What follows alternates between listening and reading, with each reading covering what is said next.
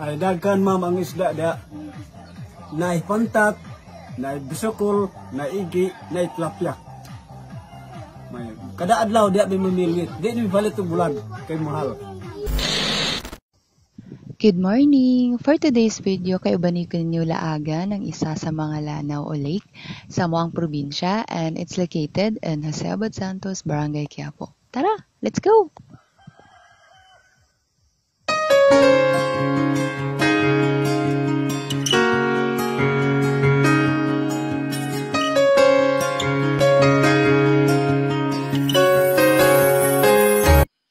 Adunay 26 ka barangay ang Jose Abad Santos, and one of them is ang Barangay Quiapo.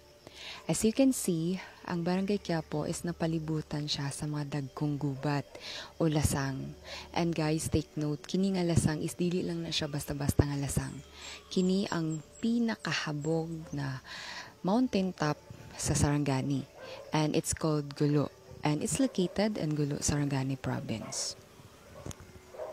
Og ang nakanindot pagyud aning gubata guys, kanani mga busay nga pwede nyo adtuan para maligo with your friends, and mga hayop usab nga inyong makita aning gubata.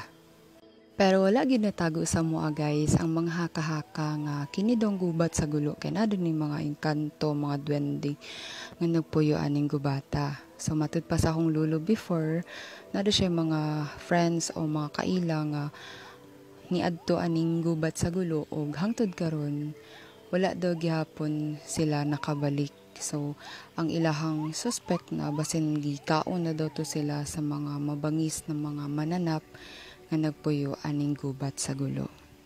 Pero haka-haka raman to guys, so may tendency nga buhat-buhat atong istorya, so ayaw mo kahadlok bitaw guys. Pero kung gusto gid mo adventure guys, pwede rin gid kay ko ni i-message para ubanan ta mo malaag diri sa moang lugar guys. Kay di gid mo magmahay, dahan kay mo pwede laagan diri.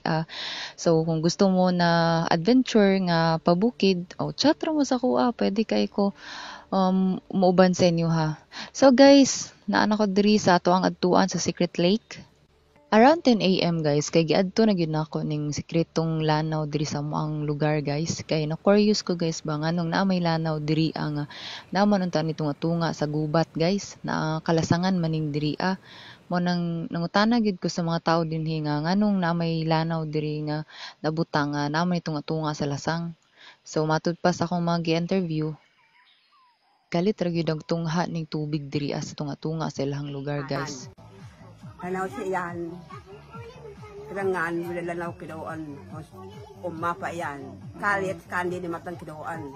Pangano yan, bitadan ige, busukol, tilapia, mga bakbak, kramp.